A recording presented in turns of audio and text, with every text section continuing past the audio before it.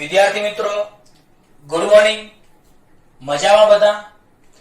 મારી તબિયત થોડી ખરાબ હતી એટલે વચ્ચે આપણે ચેપ્ટર નંબર 4, 5 અને 6 એ મેં લગભગ ચોપડામાં ભણાવેલા છે લખીને. એ પણ વિડિયો તમે શાંતિથી જોજો બીજી વાર તો તમને ખ્યાલ આવી જશે.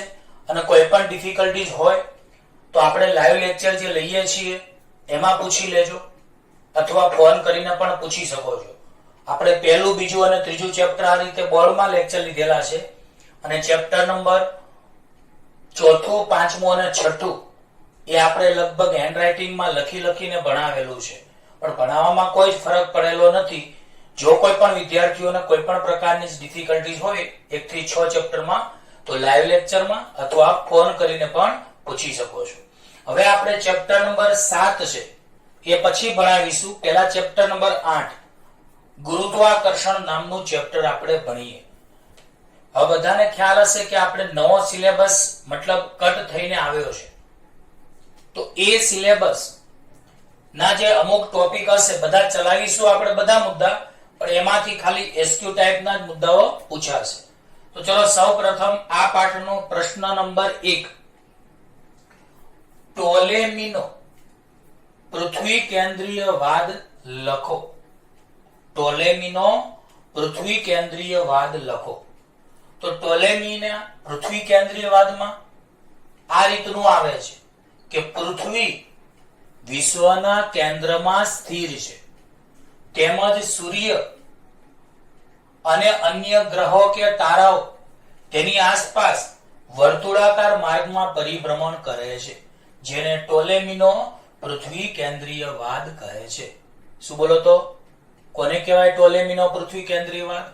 તો પૃથ્વી વિશ્વના કેન્દ્રમાં સ્થિર છે, તેમજ સૂર્ય અને અન્ય તારાઓ કે ગ્રહો તેની આસપાસ વર્તુળાકાર કક્ષામાં પરિભ્રમણ કરે છે, જેને ટોલેમીનો પૃથ્વી કેન્દ્રીયવાદ કહે છે. હવે આર્યભટ્ટનો સિદ્ધાંત લખો. તો આર્યભટ્ટે શું આપણને વાત કહી છે? તો લગભગ 5મી સદીમાં આર્યભટ્ટે સૂર્ય કેન્દ્રીયવાદ આપ્યો. બોલો, 5મી સદીમાં આર્યભટ્ટે સૂર્ય કેન્દ્રીયવાદ આપ્યો. આર્યભટ્ટના મત મુજબ સૂર્ય વિશ્વના કેન્દ્રમાં સ્થિર છે, તેમજ પૃથ્વી અને અન્ય ગ્રહો તેની આસપાસ વર્તુળાકાર માર્ગમાં પરિભ્રમણ કરે છે. ખ્યાલ આવી ગયો?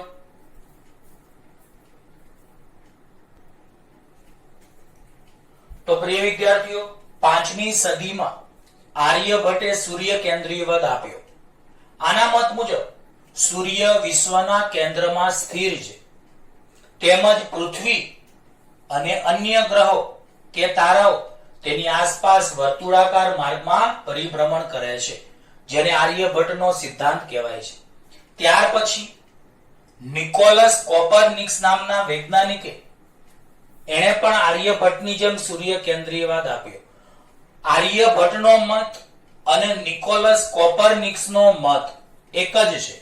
આર્યભટ્ટનો મત અને નિકોલસ કોપરનિકસનો મત એક જ છે.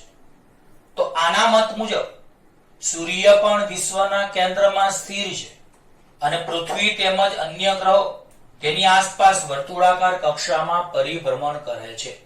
બોલો તો, સૂર્ય વિશ્વના કેન્દ્રમાં સ્થિર છે, તેમજ પૃથ્વી અને અન્ય ગ્રહો એ તેની આસપાસ વર્તુળાકાર કક્ષામાં પરિભ્રમણ કરે છે, જેને કોપરનિકસનો સૂર્ય કેન્દ્રીયવાદ કહે છે. કોપરનિકસના સૂર્ય કેન્દ્રીયવાદનું સમર્થન આર્યભટ્ટના સિદ્ધાંતે પણ મળ્યું. તો બોલો, આ કોપરનિકસના સૂર્ય કેન્દ્રીયવાદથી આર્યભટ્ટના સિદ્ધાંતને પણ સમર્થન મળ્યું. ત્યારબાદ ગેલિલિયોએ પણ કોપરનિકસના આ વાદને સમર્થન આપ્યું.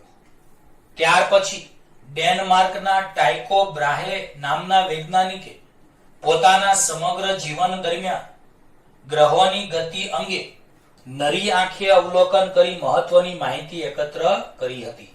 તો બોલો, આર્યભટ્ટ નામના વૈજ્ઞાનિકે પણ કોપરનિકસના સૂર્ય કેન્દ્રીયવાદને સમર્થન આપ્યું. ગેલિલિયોએ પણ કોપરનિકસના સૂર્ય કેન્દ્રીયવાદને સમર્થન આપ્યું.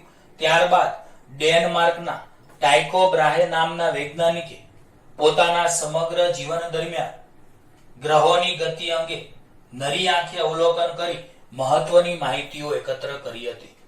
ટાઇકો બ્રાહે મેળવેલા આ અવલોકનોના અભ્યાસ પરથી કેપ્લર નામના વૈજ્ઞાનિકે ગ્રહોની ગતિને લગતા 3 નિયમો આપ્યા. તો પ્રિય વિદ્યાર્થીઓ, આ પાઠ ખૂબ જ સરસ મજાનો છે. આ પાઠમાં જુદા જુદા વૈજ્ઞાનિકોએ ગ્રહોની ગતિને લગતા જુદા જુદા મંતવ્યો આપ્યા છે.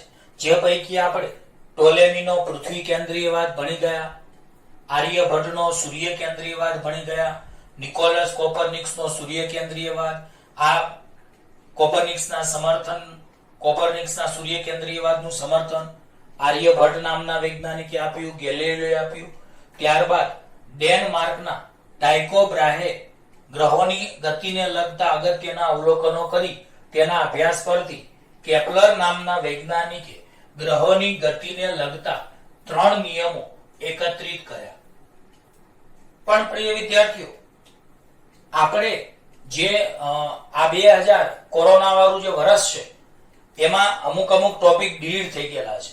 એ પૈકી પ્રશ્ન 4, પ્રશ્ન 5 અને પ્રશ્ન 6 એ તમારે પરીક્ષામાં પૂછાશે નહીં. કારણ કે ડિલીટેડ ટોપિકમાંથી મતલબ જે આપણે ગાઈડલાઈન્સ બહાર પડી સરકારે કે આ વર્ષે 30% સિલેબસ જે ઘટવાનો છે એમાં આપણે ચેપ્ટર નંબર 8 માં કેપ્લરના નિયમો એ ટોપિક ડિલીટ થઈ ગયો છે. એટલે થિયરી નંબર આપણી 4, 5 અને 6 એ થિયરીઓ તમારે મોઢે નથી કરવાની, મતલબ પરીક્ષામાં પૂછાશે નહીં. તેમ છતાં આપણે ચલાવીશું. તો ઘણા કે સાહેબ ચલાવીએ તો અમારે હોમવર્ક કરવાનું. હા, હોમવર્ક કરવાનું, પણ જેટલું હું ચલાવું એટલું જ કરવાનું. અને જે ટોપિક કેન્સલ થઈ જવાના છે એની આગળ આપણે એસક્યુ લખી દેશું. એટલે આપણને ખ્યાલ આવે કે એ સવાલ માત્ર વાંચવાના છે, મતલબ એસક્યુ ની જેમ આપણે કરવાના છે. બરાબર છે? એટલે જે ડિલીટ ટોપિક થઈ ગયેલા છે એમાંથી આપણે આવી રીતે શોર્ટકટ થોડું ઘણું ભણાવીશું. ચલો ફરીવાર કહી દઉં છું, 4th, 5મી અને 6ઠ્ઠી થિયરી એ તમારે આ વર્ષે એક્ઝામમાં પૂછાશે નહીં. તેમ છતાં તમારે જેટલું હું ચલાવું બોર્ડ ઉપર, પેમ્પલેટમાંથી નહીં, જેટલું બોર્ડ ઉપર હું ચલાવું એટલું જ તમારે એ હોમવર્કમાં એકવાર લખવાનું થશે પાકા ચોપડામાં.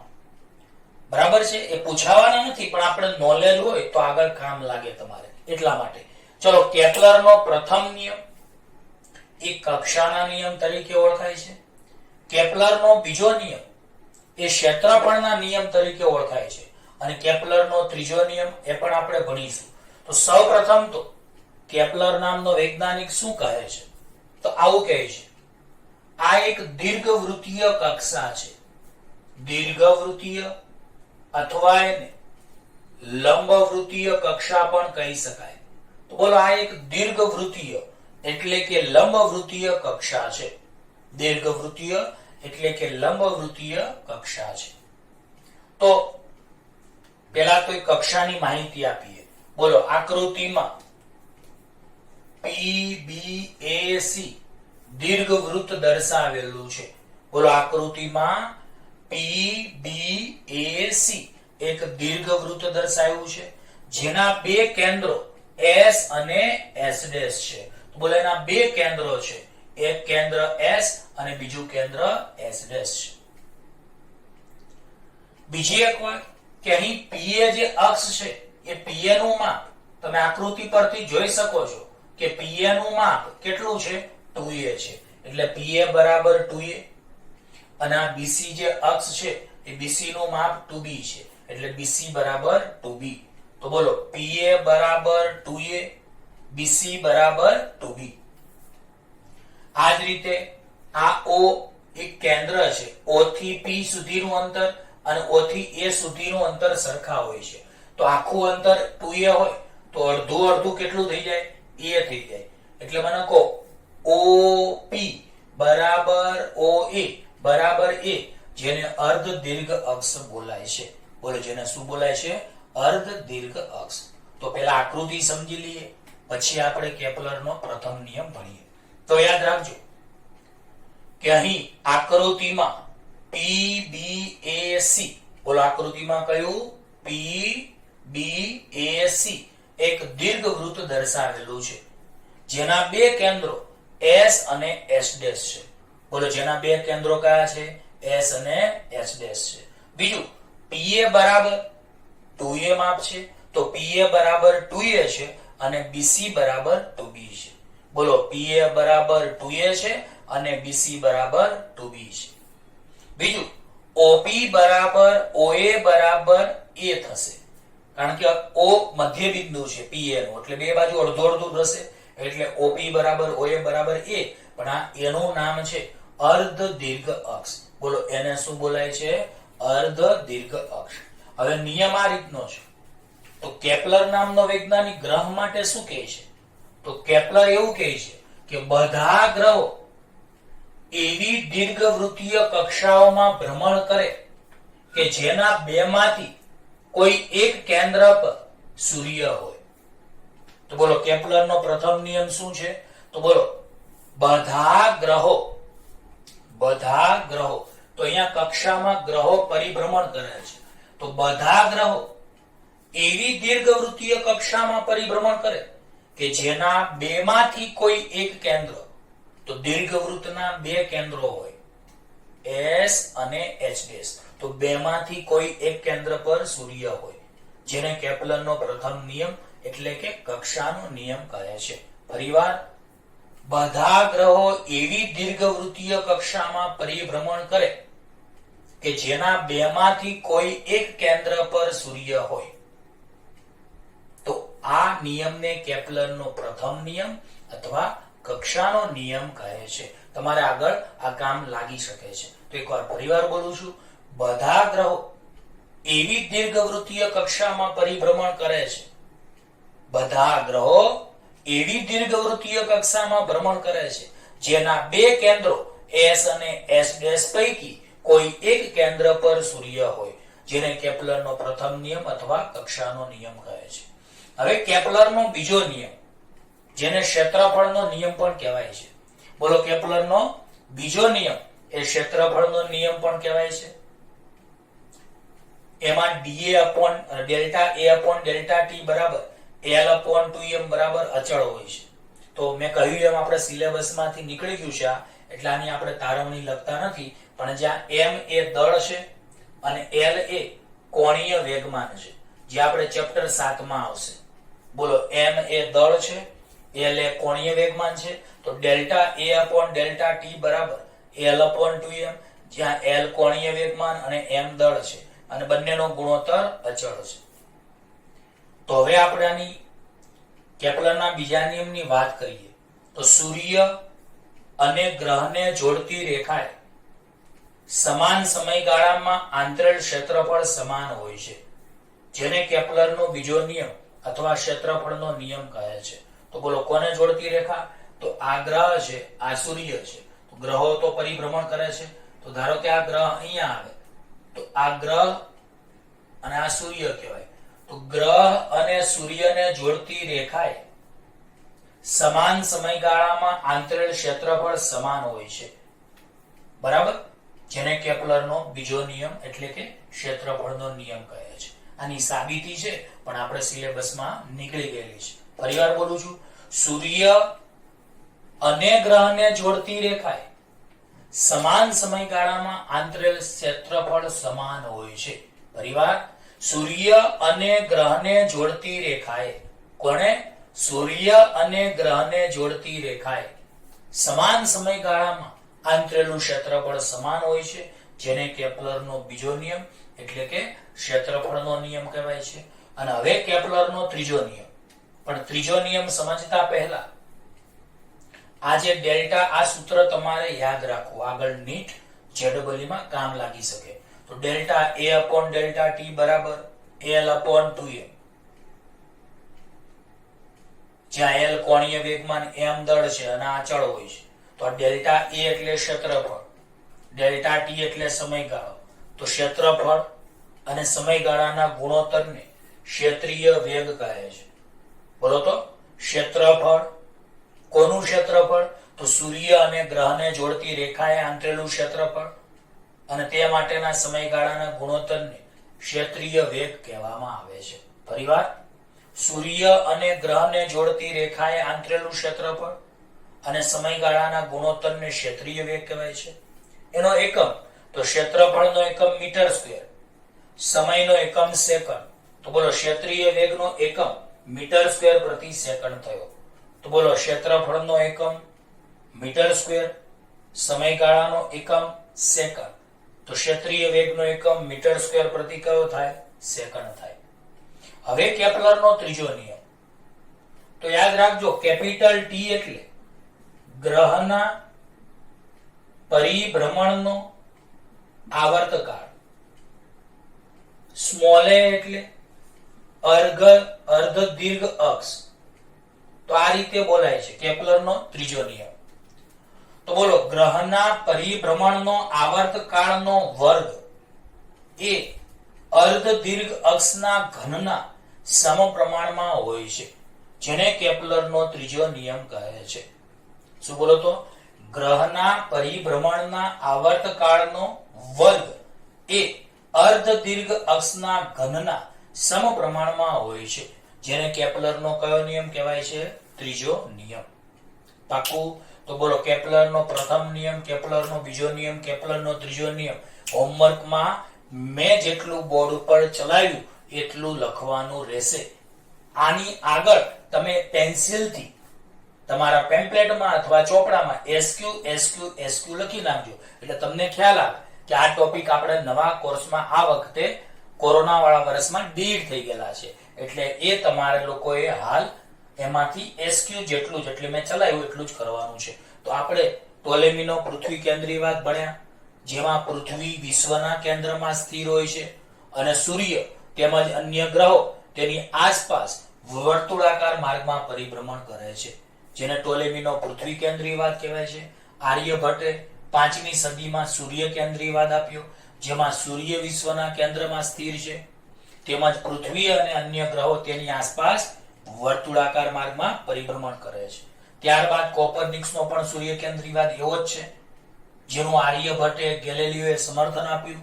ત્યારબાદ ડેનમાર્કના ટાઇકો બ્રાહે નામના વૈજ્ઞાનિકે પોતાના સમગ્ર જીવન દરમિયાન ગ્રહોની ગતિને લગતા અભ્યાસો એ નરી આંખે કર્યા અને તેના અવલોકન પરથી કેપ્લર નામના વૈજ્ઞાનિકે 3 નિયમો પ્રતિપાદિત કર્યા, એટલે કે રજૂ કર્યા.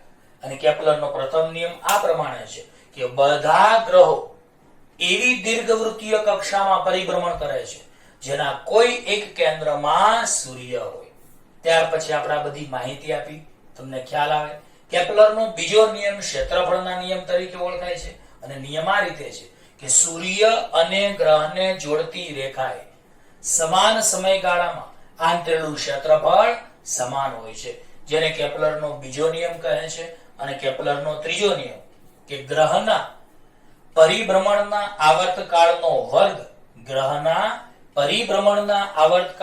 વર્ગ એ તેની અર્ધ દીર્ઘ અક્ષના ઘનના સમપ્રમાણમાં હોય છે, જેને કેપ્લરનો ત્રીજો નિયમ કહે છે. અને એક રાશિ કે ક્ષેત્રીય વેગ એટલે ક્ષેત્રફળ ભાગ્યા સમયગાળો, જેનો એકમ મીટર સ્ક્વેર, ક્ષેત્રફળનો એકમ મીટર સ્ક્વેર, સમયગાળાનો એકમ સેકન્ડ, એટલે મીટર સ્ક્વેર પ્રતિ સેકન્ડ થશે.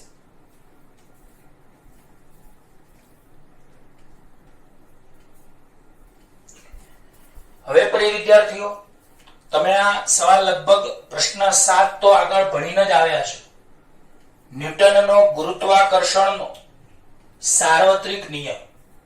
બોલો ન્યૂટનનો ગુરુત્વાકર્ષણનો સાર્વત્રિક નિયમ. શું છે આ નિયમ? તો ઘણા કે સાહેબ અમને ખ્યાલ છે કે વિશ્વમાં દરેક પદાર્થ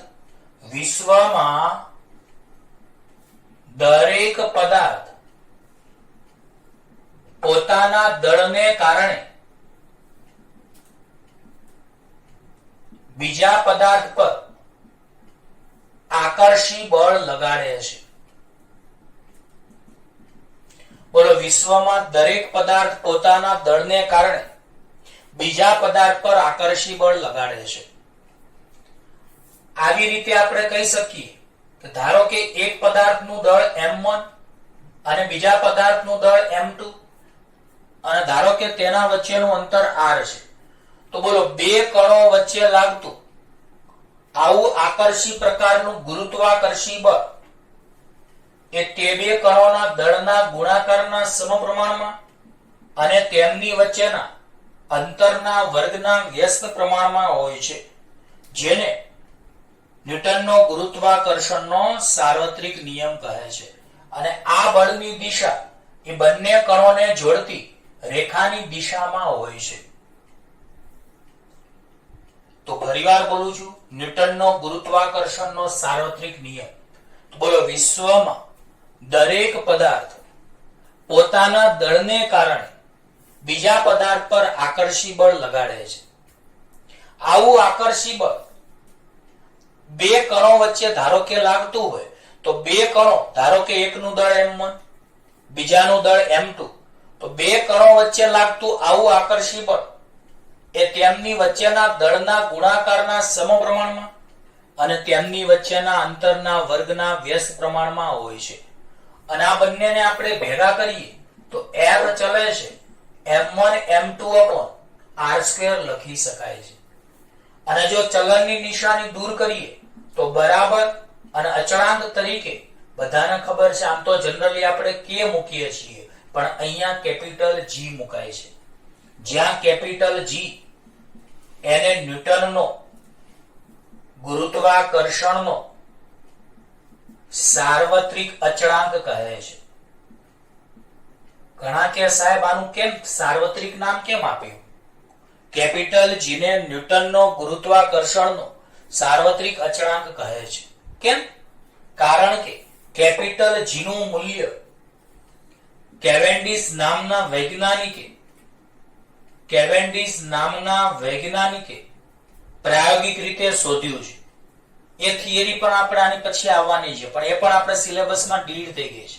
ગુરુત્વાકર્ષણનો સાર્વત્રિક અચળાંકનું મૂલ્ય શોધવાની થિયરી આપણે સિલેબસમાંથી ડિલીટ થઈ ગઈ છે. તો આમાંથી કેપિટલ G ને કરતા બનાવો તો F r² m1 m2 થશે. પ્રિય વિદ્યાર્થીઓ, કરતા બનાવતા આવડે ને? તો બોલો, કેપિટલ G ને કરતા બનાવો તો આ ભાગાકારમાંથી ગુણાકારમાં જશે અને આ ગુણાકારમાંથી ભાગાકારમાં જશે. તો બોલો, r² જે ભાગાકારમાં છે ગુણાકારમાં જશે અને એ ગુણાકારમાં છે ભાગાકારમાં જશે. એટલે F r² m1 m2. તો કેપિટલ G ને કરતા બનાવો તો F r² છેદમાં m1 m2. તો ભાગાકારમાં છે ગુણાકારમાં, ગુણાકારમાં છે ભાગાકારમાં. તો ચલો આપણે આમાં G નો એકમ લખવો હોય તો શું લખી શકીએ? તો બોલો, આમાં G નો એકમ શું લખાશે? ચલો તમે તો બળ F નો એકમ ન્યૂટન, અંતર r² નો એકમ મીટર સ્ક્વેર, m1 એટલે કિલોગ્રામ, m2 એટલે કિલોગ્રામ. કારણ કે m1 અને m2 છે તો દળ જ, તો આના આધારે આનો એકમ newton metre square upon kilogram square લખાય છે. પણ યાદ રાખજો, આનું મૂલ્ય 6.67 ગુણ્યા 10⁻11 અને એનો એકમ આપણે newton metre square upon kilogram શોધ્યો. તો બોલો, કેપિટલ G એ ન્યૂટનનો ગુરુત્વાકર્ષણનો સાર્વત્રિક અચળાંક છે. બોલો, કેપિટલ G એ ન્યૂટનનો ગુરુત્વાકર્ષણનો સાર્વત્રિક અચળાંક છે, જેનું મૂલ્ય કેવેન્ડિશ નામના વૈજ્ઞાનિકે પ્રાયોગિક રીતે શોધ્યું હતું.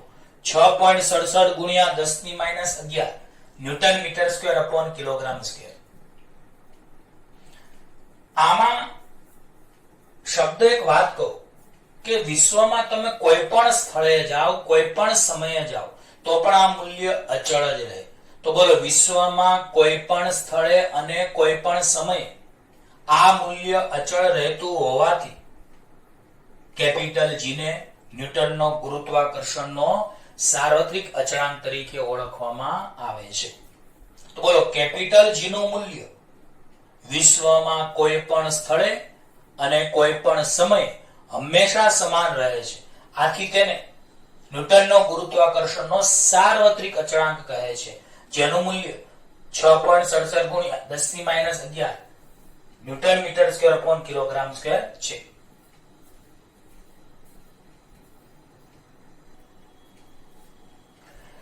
તો પ્રિય વિદ્યાર્થીઓ, આવડશે આ? તો બોલો, વિશ્વમાં દરેક પદાર્થ બીજા પદાર્થ પર પોતાના દળને કારણે આકર્ષી બળ લગાડે છે. ધારો કે એક પદાર્થનું દળ m1 બીજા પદાર્થનું દળ m2, તો બે પદાર્થો વચ્ચે આવું લાગતું આકર્ષી બળ એટલે કે ગુરુત્વાકર્ષી બળ એ બે કણોના દળના ગુણાકારના સમપ્રમાણમાં અને તેમની વચ્ચેના અંતરના વર્ગના વ્યસ્ત પ્રમાણમાં હોય છે.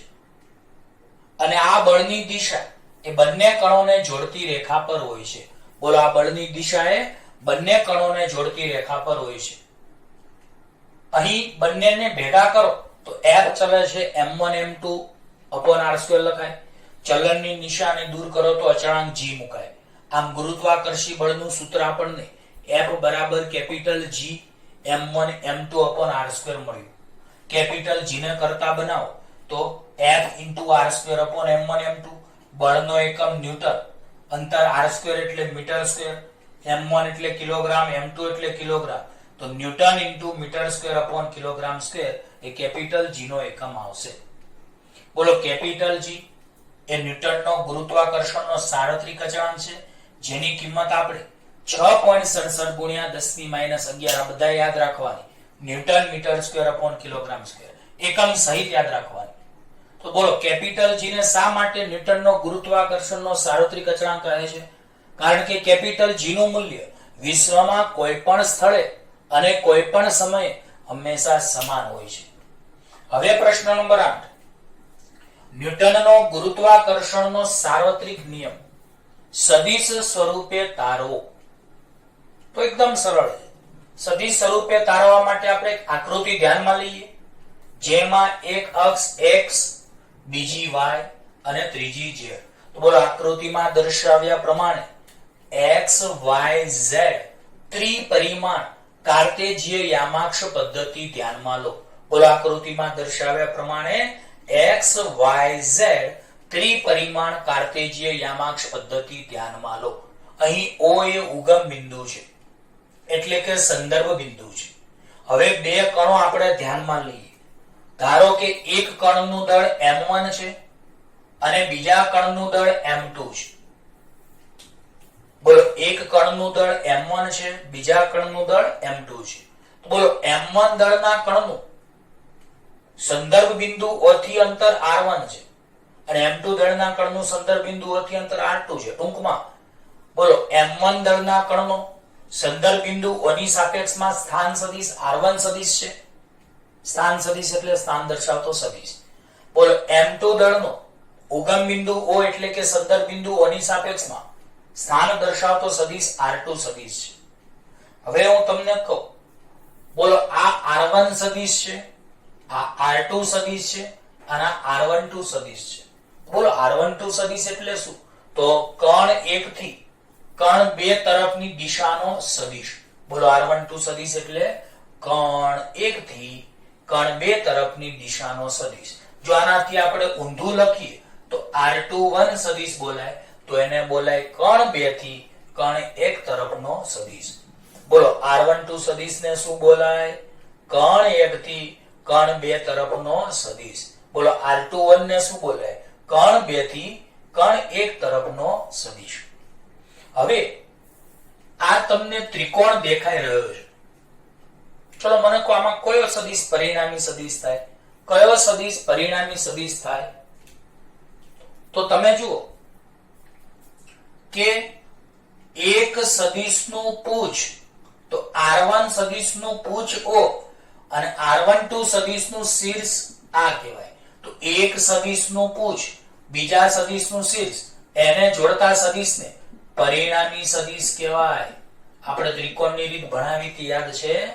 તો બોલો, r1 સદિશનું પૂછ O અને r12 સદિશનું શીર્ષ એને જોડતો સદિશ પરિણામી સદિશ. તો બોલો, અહીં પરિણામી સદિશ r2 સદિશ એ r12 સદિશ અને r1 સદિશના સરવાળા જેટલો થશે. તો બોલો, r2 સદિશ એ r12 સદિશ અને r1 સદિશના સરવાળા જેટલો થશે. કારણ કે આપણે જાણીએ છીએ ત્રિકોણની રીત. શું ત્રિકોણની રીત જાણો છો? તો એક સદિશનું પૂછ અને બીજા સદિશનું શીર્ષ. એક સદિશનું પૂછ અને બીજા સદિશનું શીર્ષ એને જોડતો સદિશ પરિણામી સદિશ કહેવાય. તો બોલો, અહીં આપણે આરામથી પરિણામી સદિશ r2 સદિશ આવશે, જે પરિણામી સદિશ એ બાકીના બે સદિશોના સરવાળા જેટલો હોય છે. તો r2 સદિશ બરાબર r12 સદિશ પ્લસ r1 સદિશ. હવે આપણે r1 ને આ બાજુ લાવીએ તો r2 સદિશ તો હતા જ, r1 ને આપણે આ બાજુ લાવીએ તો માઈનસ થઈ જાય. તો r2 સદિશ માઈનસ r1 સદિશ બરાબર r12 સદિશ, એટલે કે r12 સદિશ બરાબર r2 માઈનસ r1. આવી જ રીતે જો તમે r21 કહો તો પરિણામી સદિશ r1 થઈ જશે, એટલે r1 સદિશ એ r2 પ્લસ r21 ના સરવાળા જેટલો થશે. જો તમે r12 સદિશની જગ્યાએ આમ r21 સદિશ લેશો તો એકનું પૂછ અને બીજાનું શીર્ષને જોડતો પરિણામી સદિશ કયો થઈ જશે? r1 સદિશ થઈ જશે. ખબર પડી? તો આપણે અહીંયા r21 સદિશ જો અહીંયા આમ લેશું તો r1 સદિશ પરિણામી સદિશ થશે અને એ બેના સરવાળા બરાબર, એટલે r2 અને r21 ના સરવાળા બરાબર થશે. r2 ને આ બાજુ લો તો r1 r2 r21, એટલે કે r21 સદિશ r1 સદિશ r2 સદિશ. તો આ મેં એક્સ્ટ્રા મુદ્દા તમને શીખવાડ્યા છે વધારાના. ટૂંકમાં તમારે એવું યાદ રાખવાનું કે r12 સદિશ હોય તો એના બરાબર કયું નિત્યસમ? તો r2 સદિશ r1 સદિશ. છેલ્લામાંથી પહેલું બાદ. આમાં જુઓ r21 સદિશ છે તો r1 સદિશ r2 સદિશ. આ યાદ રાખજો ખાસ. બોલો r12 સદિશ એટલે દાખલા ગણતી વખતે, એમસીક્યુ ગણતી વખતે જ્યારે આકર્ષી બળના સંદર્ભમાં r12 સદિશ આવે તો તમારે r2 r1 લખવાનું. તો યાદ રાખજો અહીંયા જે પણ આપણે વાત કરીએ છીએ એ આકર્ષી બળના સંદર્ભમાં જ વાત કરીએ છીએ, અને ગુરુત્વાકર્ષી બળ તો ફરજિયાત આકર્ષી પ્રકારનું જ હોય છે. તો આ યાદ રાખજો. બોલો r12 સદિશ બરાબર r2 સદિશ r1 સદિશ અને r21 સદિશ બરાબર r1 સદિશ r2. હવે આપણે એક વાત સમજાવીએ તમને. આ આકૃતિ તમે જુઓ તો શું ખબર પડે છે? તો બોલો f12 સદિશની દિશા મેં ઉપર બતાવી, f21 સદિશની દિશા મેં નીચે બતાવી. તો આ શું બતાવે છે કે આ બંને બળો આકર્ષી પ્રકારના છે. બોલો બંને બળો કેવા પ્રકારના છે? આકર્ષી. આકર્ષી અને અપાકર્ષીમાં શું થાય? બધાને ખબર છે. આવી રીતે હોય તો આકર્ષણ અને આમ હોય તો અપાકર્ષણ. બોલો નજીક આવે તો આકર્ષી બળ, દૂર જાય તો અપાકર્ષી બળ. તો અહીંયા મને કહો f12 સદિશ અને f21 સદિશ બંને પ્રકારના બળો એ આકર્ષી બળો છે. પણ તમારે યાદ રાખવાનું છે. શું યાદ રાખવાનું છે? તો f12 સદિશ એને બોલાય શું? તો કણ 1 પર કણ 2 વડે લાગતું બળ, જેની દિશા r12 સદિશની દિશામાં હોય છે. f21 સદિશની દિશા એ r21 સદિશની દિશામાં હોય છે. તો આ ખાસ યાદ રાખજો. બોલો f12 સદિશની દિશા r12 સદિશની દિશામાં હોય છે, f21 સદિશની દિશા r21 સદિશની દિશામાં હોય છે. તો ચલો ચાર વસ્તુ બોલતા તમને શીખવાડું છું. f12 સદિશને શું બોલાય? તો કણ 1 પર કણ 2 વડે લાગતું આકર્ષી બળ, જેની દિશા r12 સદિશની દિશામાં હોય છે. ફરીવાર બોલો f12 સદિશને શું બોલાય? કણ 1 પર કણ 2 વડે લાગતું બળ, જેની દિશા 1 થી 2 તરફ એટલે r12 સદિશની દિશામાં હોય છે. આ જ રીતે f21 સદિશ તો એને શું બોલાય? તો કણ 2 પર કણ 1 વડે લાગતું બળ, જેની દિશા r21 સદિશની દિશામાં હોય છે. અને હવે સૂત્રની વાત કરીએ તો બોલો આ બે વચ્ચેનું અંતરનું મૂલ્ય આપણે r ધારીએ તો ગુરુત્વાકર્ષી બળનું સૂત્રનું સ્વરૂપ તો બધાને ખબર જ છે. તો અહીંયા મેં લખ્યું છે જુઓ, કણ 1 પર કણ 2 વડે લાગતું ગુરુત્વાકર્ષી બળ f12 સદિશ બરાબર g m1 m2 r2 તો આવશે, પણ f12 સદિશની દિશા એ r12 કેરેટની દિશામાં હોય છે. બધાને ખબર છે કેરેટ એટલે એકમ સદિશ, કારણ કે મેં તમને ચેપ્ટર 4 માં શીખવાડ્યું હતું કે કોઈ પણ સદિશ એટલે સદિશનું મૂલ્ય ગુણ્યા તે સદિશની દિશામાં એકમ સદિશનો ગુણાકાર. તો બોલો કોઈ પણ સદિશ એટલે સદિશનું મૂલ્ય ગુણ્યા તે સદિશની દિશામાંના એકમ સદિશનો ગુણાકાર. યાદ રાખજો ફરીવાર, કોઈ પણ સદિશ એટલે સદિશનું મૂલ્ય ગુણ્યા તે સદિશની દિશામાંના એકમ સદિશનો ગુણાકાર. તો બોલો F12 સદિશને શું બોલાશે? તો કણ 1 પર કણ 2 વડે લાગતું બળ. સૂત્રમાં Gm1m2/r² તો આવશે જ. ખાલી અહીંયા સદિશ F12 સદિશ છે તેની દિશા માટેનો એકમ સદિશ r12 કેરેટ આવશે. આ જ રીતે કણ 2 પર કણ 1 વડે લાગતું ગુરુત્વાકર્ષી બળ F21 સદિશ. તો બોલો F21 સદિશને શું બોલાય? કણ 2 પર કણ 1 વડે લાગતું ગુરુત્વાકર્ષી બળ બરાબર મૂલ્ય કેટલું? તો Gm1m2/r² અને દિશા એટલે એકમ સદિશ r21 કેરેટ. સાદી ભાષામાં અહીંયા 12 હોય તો અહીંયા 12, અહીંયા 21 હોય તો અહીંયા 21. હવે આપણે r21 ની જગ્યાએ r12 કરવું હોય તો હું તમને અહીંયા શીખવાડું છું, જો ધ્યાન આપજો.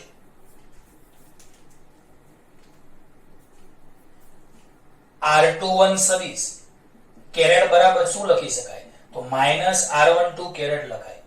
આ યાદ રાખજો ખાસ. એટલે મેં શું કર્યું, અહીંયા r21 ની જગ્યાએ -r12 કેરેટ લખ્યા. બરાબર જોજો તમે. બોલો r21 સદિશ, r12 કેરેટ અને r12 કેરેટ બંને સમાન મૂલ્યના એક પરસ્પર વિરુદ્ધ દિશામાં હોય છે. તો તમે r21 કેરેટ ની જગ્યાએ -r12 કેરેટ લખી શકો. એટલે અહીંયા 21 ની જગ્યાએ 12 કરો તો આગળ માઈનસ કરવું પડે. અને બધાને ખબર છે આની જગ્યાએ તમે F12 સદિશ લખી શકો, કારણ કે F12 સદિશ બરાબર Gm1m2/r² r12 કેરેટ. સાદી ભાષામાં F21 અને F12 આ બંને બળો એ સમાન મૂલ્યના અને પરસ્પર વિરુદ્ધ દિશાના છે. આથી આને પરસ્પર ક્રિયાગત બળો કહેવાય છે. બોલો પરસ્પર કેવા બળો કહેવાય છે? ક્રિયાગત બળો કહેવાય છે. તો આ યાદ રાખજો કે ન્યૂટનના નિયમ અનુસાર ગુરુત્વાકર્ષી બળો એ સમાન મૂલ્યના અને પરસ્પર વિરુદ્ધ દિશામાં હોય છે. આ માઈનસ શું બતાવે છે? પરસ્પર વિરુદ્ધ. તો આવા બળોને પરસ્પર ક્રિયાગત બળો કહેવાય. સાદી ભાષામાં કણ 1 પર કણ 2 જેટલું બળ લગાડે એટલું જ બળ કણ 2 પર 1 વડે લાગે છે. ટૂંકમાં બંને બળો સમાન મૂલ્યના અને પરસ્પર વિરુદ્ધ દિશાના હોય છે.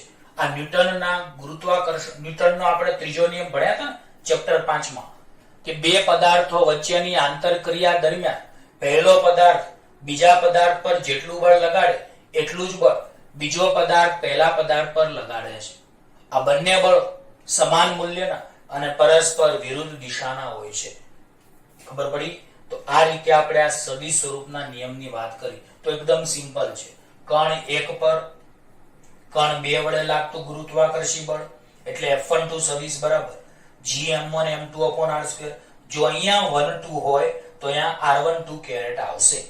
આ જ રીતે કણ 2 પર જે પહેલું હોય એના પર બીજું હોય એના વડે લાગે. આમાં પહેલું 1 હતું બીજું 2 હતું એટલે આને કહેવાય કણ 1 પર કણ 2 વડે લાગતું બળ. આમાં પહેલું 2 છે પછી 1 છે તો આને કહેવાય કણ 2 પર કણ 1 વડે લાગતું ગુરુત્વાકર્ષી બળ. તો F21 સદિશ બરાબર Gm1m2/r² r21 કેરેટ.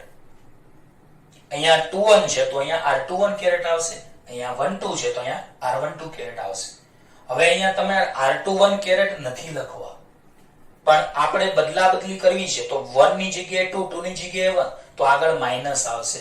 તો r21 કેરેટ ની જગ્યાએ -r12 કેરેટ અને Gm1m2/r² r12 કેરેટ ની જગ્યાએ F12 સદિશ. આમ કહી શકાય કે 2 પર 1 વડે જેટલું બળ લાગે છે એટલું જ 1 પર 2 વડે લાગે છે, પણ વિરુદ્ધ દિશામાં હોય છે. અને આમાં પણ તમને દેખાય જ છે આ બંને બળો સમાન મૂલ્યના અને પરસ્પર વિરુદ્ધ દિશાના હોય છે. તો પ્રિય વિદ્યાર્થીઓ, આ થિયરી તમારે 12 સાયન્સમાં પણ કામમાં લાગશે, એટલે આ ખાસ સમજજો. પણ યાદ રાખજો, આકર્ષી બળના સંદર્ભમાં આપણે ન્યૂટનના ગુરુત્વાકર્ષણનો સાર્વત્રિક નિયમ આપણે સદિશ સ્વરૂપે ભણ્યા.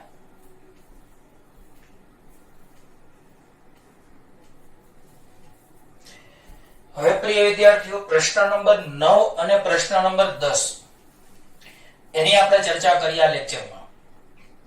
તો પ્રશ્ન નંબર 10 પણ તમારા સિલેબસમાંથી નીકળી ગયો છે. એટલે આગળ તમારે એસક્યુ એવું કરી દેવાનું. મેં પહેલા પણ કહ્યું છે કે જે સવાલ નીકળી ગયા છે તે આપણે ચલાવીશું તો ખરા, પણ આખા નહીં, એમાંથી જે અગત્યનું હશે એ ચલાવીશું, બાકી આપણે એસક્યુ કરાવીશું. તો ચલો, ગુરુત્વાકર્ષણનો સાર્વત્રિક અચળાંકનું મૂલ્ય શોધવાની કેવેન્ડિશની રીત આપણે કોઈ કામની નથી. એનું મૂલ્ય તો તમે જાણો છો, કેપિટલ G નું 6.67 ગુણ્યા 10⁻11 newton metre square upon kilogram square. બોલો, કેપિટલ G નું મૂલ્ય 6.67 ગુણ્યા 10⁻11 newton metre square upon kilogram square તમે જાણો છો. કેવી રીતે શોધી શકાય? તો એક સૂત્ર યાદ રાખવાનું છે. કેપિટલ G બરાબર K theta d square upon capital M small m into small l.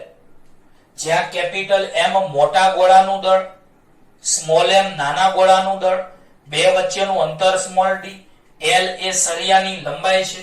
તો અહીંયા એક સળિયો હોય છે જેની લંબાઈ l છે, આ સળિયો છે. તો આ સળિયો કેપિટલ સ્મોલ l લંબાઈનો છે, સ્મોલ l લંબાઈનો. તો સ્મોલ l લંબાઈનો સળિયો હોય. અહીંયા મોટું દળ કેપિટલ M, અહીંયા નાનું દળ સ્મોલ m. અહીંયા મોટું દળ એક બાજુ કેપિટલ M, નાનું દળ સ્મોલ m. એની સામેની બાજુએ સ્મોલ m નાનું દળ.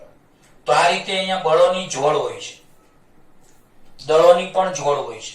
પણ આપણે મેં કહ્યું એમ આખી થિયરી જ નીકળી ગઈ છે, તો આપણે મોઢે કરવાની ક્યાં જરૂર છે? ખાલી બેઝિકલી હું તમને કહું એટલું તમારે યાદ રાખવાનું, એ આગળ કામમાં લાગી શકે.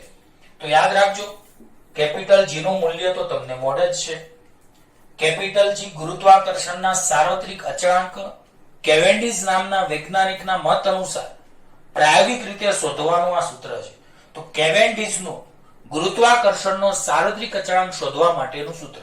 બોલો, કેવેન્ડિશનું ગુરુત્વાકર્ષણનો સાર્વત્રિક અચળાંક શોધવા માટેનું સૂત્ર. કેપિટલ G બરાબર K theta d square upon capital M small m into l. જ્યાં સ્મોલ l સળિયાની લંબાઈ, સ્મોલ d એ અંતર છે. કેપિટલ M અને સ્મોલ m બે, કેપિટલ M એટલે મોટો ગોળો, સ્મોલ m એટલે નાનો ગોળો. તો મોટા દળ અને નાના દળ વચ્ચેનું અંતર સ્મોલ d છે. તો યાદ રાખજો કે l એટલે સળિયાની લંબાઈ છે, d અંતર છે, કેપિટલ M મોટા ગોળાનું દળ, સ્મોલ m નાના ગોળાનું દળ, થીટા એ ખૂણો છે, અને k એ બળ અચળાંક છે. તો બળ અચળાંકનું એક સૂત્ર યાદ રાખજો. તો બળ અચળાંક k બરાબર પુનઃસ્થાપક ટોર્ક ભાગ્યા બળ. બળ એટલે ખૂણો. તો આ નવો નામ છે તમારા માટે કે બળ એટલે શું? તો બળ એટલે ખૂણો. તો બોલો, બળ અચળાંક બરાબર પુનઃસ્થાપક ટોર્ક અપોન બળ. સાદી ભાષામાં પુનઃસ્થાપક ટોર્ક જેનો એકમ ન્યૂટન ઇન્ટુ મીટર આવે છે, અને બળ એટલે ખૂણો, એનો એકમ રેડિયન આવે છે. તો બોલો, બળ અચળાંકનો એકમ ન્યૂટન ઇન્ટુ મીટર પ્રતિ રેડિયન. તો આપણે જે થિયરી કેન્સલ થયેલી હશે એની આગળ તમારે એસક્યુ લખી દેવાનું, અને એમાંથી જે અગત્યના મુદ્દા હશે એ તમારે કરવાના.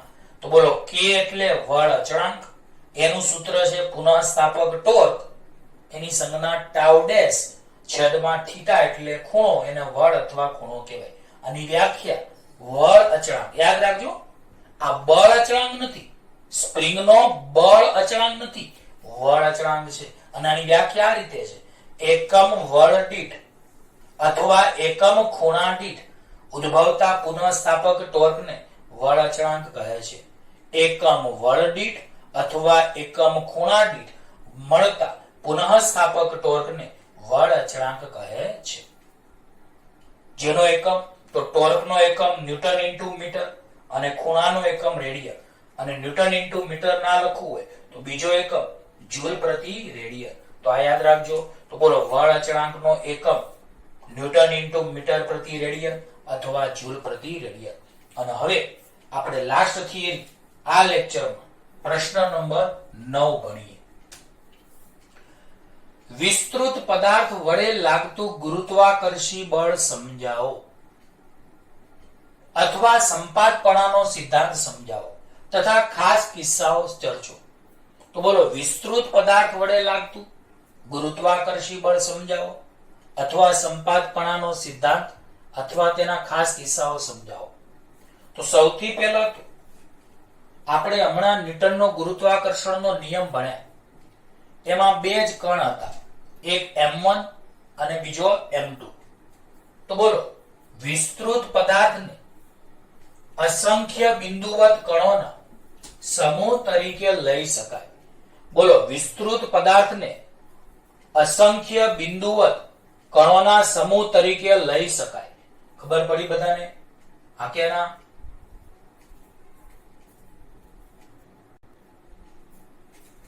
તો પ્રિય વિદ્યાર્થીઓ, વિસ્તૃત પદાર્થને અસંખ્ય બિંદુવત કણોના સમૂહ તરીકે લઈ શકાય. દાખલા તરીકે એક કણનું દળ m1, બીજા કણનું દળ m2, ત્રીજા કણનું દળ m3, ચોથા કણનું m4, એમ ઘણા બધા કણો હોય, એને વિસ્તૃત પદાર્થ કહેવાય. એક કણ નહીં, બે કણ નહીં, ત્રણ પણ નહીં, ઘણા બધા કણો. તો ઘણા બધા કણો હોય તો એ કણોના સમૂહને તમે શું કહી શકો છો? તો કણોના સમૂહને તમે વિસ્તૃત પદાર્થ કહી શકો છો. તો આપણે આકૃતિમાં એક કણ m1, બીજો m2, ત્રીજો m3, ચોથો m4 દર્શાવ્યો છે. હવે અહીંયા ફરીવાર બોલીએ છીએ કે વિસ્તૃત પદાર્થને અસંખ્ય બિંદુવત કણોના સમૂહ તરીકે લઈ શકાય. બોલો તો, વિસ્તૃત પદાર્થને અસંખ્ય બિંદુવત કણોના સમૂહ તરીકે લઈ શકાય. બીજી એક વાત, આવા વિસ્તૃત પદાર્થ વડે કોઈ એક બિંદુવત કણ પર લાગતું કુલ બળ એ વિસ્તૃત પદાર્થના દરેક કણ વડે તે કણ પર લાગતા વ્યક્તિગત બળોના સદિશ સરવાળા જેટલું હોય છે. તો હું તમને આમાં સમજાવું. જો અહીં કોઈ કણ એક પર લાગતું બળ ઇઝ ઇક્વલ ટુ કણ એક પર કણ બે વડે લાગતું બળ વત્તા કણ એક પર કણ ત્રણ વડે લાગતું બળ વત્તા કણ એક પર કણ ચાર વડે લાગતું બળ, એમ ચાલ્યા જ કરે. આનો મતલબ કે આપણે કોઈ વિચારેલ કણ, ધારો કે એક છે, તો વિચારેલ કણ પર વિસ્તૃત પદાર્થ વડે લાગતું કુલ બળ આ રીતે મેળવી શકાય છે. તો હું તમને આખું સમજાવું. દાખલા તરીકે m1 દળનો કોઈ કણ એ આપણે વિચારેલ કણ છે. બોલો, m1 દળનો કોઈ કણ એ વિચારેલ કણ છે. તો બોલો, આપેલ વિચારેલ કોઈ કણ પર તો m1 કણ પર કોણ બળ લગાડે? તો m1 કણ પર m2 વડે બળ લાગે, m1 કણ પર m3 વડે બળ લાગે, m1 કણ પર m4 વડે બળ લાગે.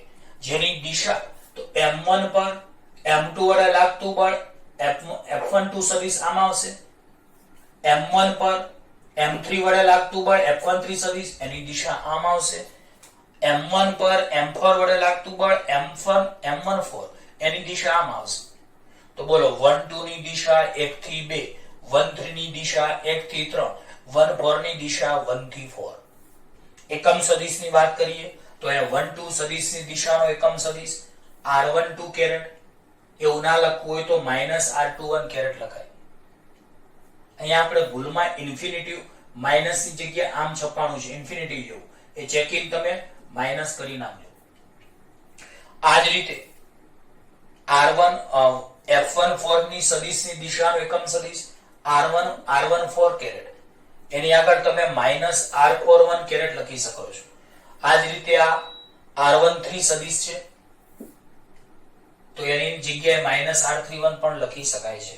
હવે હું તમને બે વાર બોલીશ એટલે તમને ખ્યાલ આવશે કે કોઈ વિસ્તૃત પદાર્થ વડે કોઈ એક બિંદુવત કણ પર લાગતું કુલ બળ એ વિસ્તૃત પદાર્થના દરેક કણ વડે તે કણ પર લાગતા બળોના સદિશ સરવાળા બરાબર હોય છે, જેને સંપાતપણાનો સિદ્ધાંત કહેવાય છે. તો બોલો, શું કહી શકાય? તો બોલો, વિસ્તૃત પદાર્થ વડે કોઈ એક કણ પર લાગતું ગુરુત્વાકર્ષી બળ એ વિસ્તૃત પદાર્થના બધા જ કણો વડે તે કણ પર લાગતા બળોના સદિશ સરવાળા બરાબર હોય છે, જેને સંપાતપણાનો સિદ્ધાંત તમે કહી શકો છો. તો બરાબર યાદ રાખજો હું શું કહું છું. તો કણ એક પર તો વિસ્તૃત પદાર્થ વડે કોઈ એક કણ પર લાગતું પરિણામી બળ. બોલો તો, વિસ્તૃત પદાર્થ એટલે એક કરતા વધારે કણો ધરાવતો પદાર્થ. તો વિસ્તૃત પદાર્થ વડે કોઈ એક કણ પર લાગતું પરિણામી બળ એ વિસ્તૃત પદાર્થના દરેક કણો વડે તે કણ પર લાગતા બળોના સદિશ સરવાળા બરાબર હોય છે. ફરીવાર, વિસ્તૃત પદાર્થ વડે કોઈ એક વિચારેલ કણ પર લાગતું પરિણામી બળ એ વિસ્તૃત પદાર્થના દરેક કણો વડે તે એક કણ પર લાગતા બળોના સદિશ સરવાળા જેટલું લઈ શકાય છે, જેને સંપાતપણાનો સિદ્ધાંત કહી શકાય છે. તો બોલો, અહીં વિચારેલ કણ એક છે, તો કણ એક પર લાગતું પરિણામી બળ, કણ એક પર લાગતું પરિણામી બળ F1 સદિશ બરાબર કણ એક પર કણ 2 વડે લાગતું બળ વત્તા કણ એક પર કણ 3 વડે લાગતું બળ વત્તા કણ એક પર કણ 4 વડે લાગતું બળ. હવે F1 2 સદિશની જગ્યાએ 1 2 હોય તો 1 2 1 2, 1 3 હોય તો 1 3 1 3, 2 1 હોય તો 1 4 હોય તો 1 4 1 4. એટલે તમે અહીંયા આવું લખી શકો છો. F1 2 સદિશ એટલે G M1 M2 upon R12 square R12 caret. F1 3 સદિશની જગ્યાએ શું લખી શકાય બોલો તો G M1 M3 upon R13 square R13 caret. આ જ રીતે F1 4 સદિશની જગ્યાએ શું લખી શકાય તો G M1 M4 upon R14 નો સ્ક્વેર R14 caret. સાદી ભાષામાં 1 2 હોય તો 1 2 1 2 1 2, 1 3 હોય તો 1 3 1 3 1 3, 1 4 હોય તો 1 4 1 4 1 4. આવડશે. આકૃતિમાં આપણે M1 સદિશ M2 M3 M4 દર્શાવ્યું છે. F1 2 સદિશ આમ લાગશે 1 થી 2 તરફ, F1 3 સદિશ 1 થી 3 તરફ લાગશે અને F1 4 સદિશ 1 થી 4 તરફ લાગશે. અહીં તમારે 1 થી 2 તરફની દિશાનો સદિશ R12 caret એ ના લખવું હોય તો -R21 caret લખાય. આ સદિશ R13 caret એ ના લખવું હોય તો -R31 caret. આ R14 એ ના લખવું હોય તો -R41 caret લખાય. હવે આ ખાસ કિસ્સાઓ ખાસ સમજવા જેવા છે. પહેલી વાત તો હું તમને કહું, કોઈ પોલો ગોળો હોય, તો પોલો ગોળો હોય તો એની અંદર કાંઈ હોય, ઘણા કે સાહેબ હોય ને, હવા હોય પણ દળ ના હોય. બોલો, પોલા ગોળાની અંદર દળ હોય ના હોય? તો બોલો, પોલા ગોળાની અંદર કોઈ m દળનો પદાર્થ મૂકવામાં આવે તો તેના પર લાગતું ગુરુત્વાકર્ષી બળ 0 હોય છે, કારણ કે પોલા ગોળાની અંદર દળ હોતું નથી. તો જો પોલા ગોળાની અંદર કોઈ પદાર્થ મૂકવામાં આવે તો લાગતું ગુરુત્વાકર્ષી બળ 0.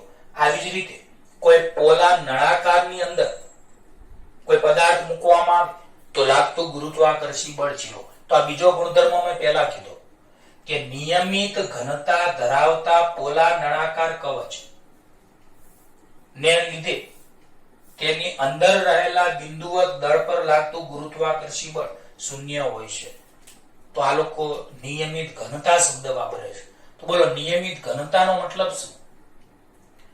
તો નિયમિત ઘનતા એટલે એક જ પ્રકારનું દ્રવ્ય હોય, બીજું કોઈ દ્રવ્ય ન હોય. લોખંડનો ગોળો હોય તો લોખંડનો જ હોય, તાંબાનો હોય તો તાંબાનો જ હોય. તો એક જ દ્રવ્ય હોય તેને નિયમિત ઘનતા શબ્દ બોલાય. તો બોલો, નિયમિત ઘનતા ધરાવતા પોલા નળાકાર કવચને લીધે તેની અંદર રહેલા બિંદુવત દળ પર લાગતું ગુરુત્વાકર્ષી બળ 0 હોય છે. નળાકારની જગ્યાએ તમે ગોળાકાર કવચ પણ બોલી શકો છો. તો બોલો, નિયમિત ઘનતા ધરાવતા પોલા નળાકાર બોલાય અથવા પોલા ગોળા પણ બોલાય. તો નિયમિત ઘનતા ધરાવતા પોલા નળાકારની કવચને લીધે તેની અંદર રહેલા બિંદુવત દળ પર લાગતું ગુરુત્વાકર્ષી બળ 0 હોય છે. અને આ મુદ્દો કે નિયમિત ઘનતા ધરાવતા પોલા ગોળાકાર કવચ વડે કવચની બહાર, દાખલા તરીકે આ પોલો ગોળો છે અને બહાર કોઈ દળ છે M1 M2 M3 આવી રીતે અલગ અલગ દળ છે.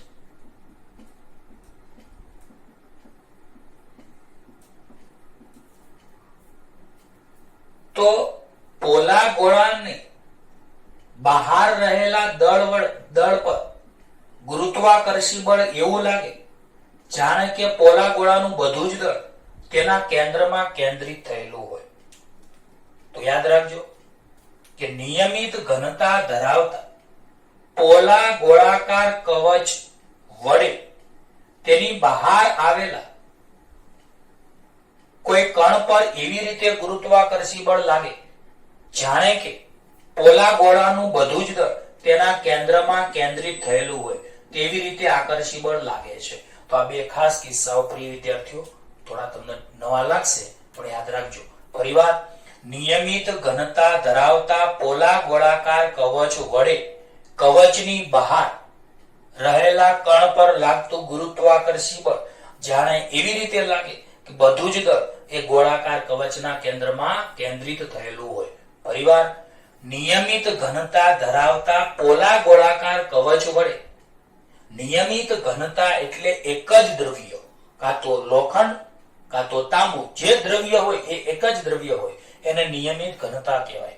તો બોલો, નિયમિત ઘનતા ધરાવતા પોલા ગોળાકાર કવચ વડે કવચની બહાર રહેલા કોઈ કણ પર એવી રીતે ગુરુત્વાકર્ષી બળ લાગે જાણે કે ગોળાકાર કવચનું બધું જ દળ એ ગોળાકાર કવચના કેન્દ્રમાં કેન્દ્રિત થયેલું હોય. અને બીજો મુદ્દો કે પોલા ગોળાની અંદર કે પોલા નળાકાર કવચની અંદર ગુરુત્વાકર્ષી બળ શૂન્ય હોય છે. તો આ બે મુદ્દા તમારે એમસીક્યુ કે એસક્યુ માટે યાદ રાખવાના. ફરીવાર બોલી જાઉં છું કે નિયમિત ઘનતા ધરાવતા ગોળાકાર કવચ વડે તેની બહાર આવેલા કોઈ કણ પર એવી રીતે ગુરુત્વાકર્ષી બળ લાગે જાણે કે બધું જ દળ એ ગોળાના કેન્દ્રમાં કેન્દ્રિત થયેલું હોય. અને બીજો મુદ્દો કે નિયમિત ઘનતા ધરાવતા પોલા નળાકાર કવચને લીધે તેની અંદર રહેલા બિંદુવત દળ પર લાગતું ગુરુત્વાકર્ષી બળ શૂન્ય હોય છે. અહીંયા પોલા નળાકારની જગ્યાએ પોલો ગોળો પણ બોલી શકો છો. પોલા ગોળાને આધાર આ રીતે બોલાય. તો નિયમિત ઘનતા ધરાવતા પોલા નળાકાર કાં તો પોલા ગોળાકાર કવચ વડે લાગતું તેની અંદર રહેલા બિંદુવત દળ પર લાગતું ગુરુત્વાકર્ષી બળ શૂન્ય હોય છે. તો પ્રિય વિદ્યાર્થીઓ, આ લેક્ચરમાં આપણે આટલું ભણ્યા. ફરીવાર કહું છું, આપણે ચેપ્ટર 1 થી 3 મેં બોર્ડ ઉપર ચલાવ્યા હતા. પછી મારી તબિયત બગડી હતી એટલે ચેપ્ટર નંબર લગભગ 4થું, એનો પહેલો લેક્ચર બોર્ડ ઉપર લીધો હતો, પછી 4થું, પછી 5મું અને 6થું, આ 3 ચેપ્ટર એ આપણે હેન્ડ રાઇટિંગમાં ચોપડામાં ભણાયેલા છે. એમાં પણ બધાને ખ્યાલ આવી જ ગયો છે.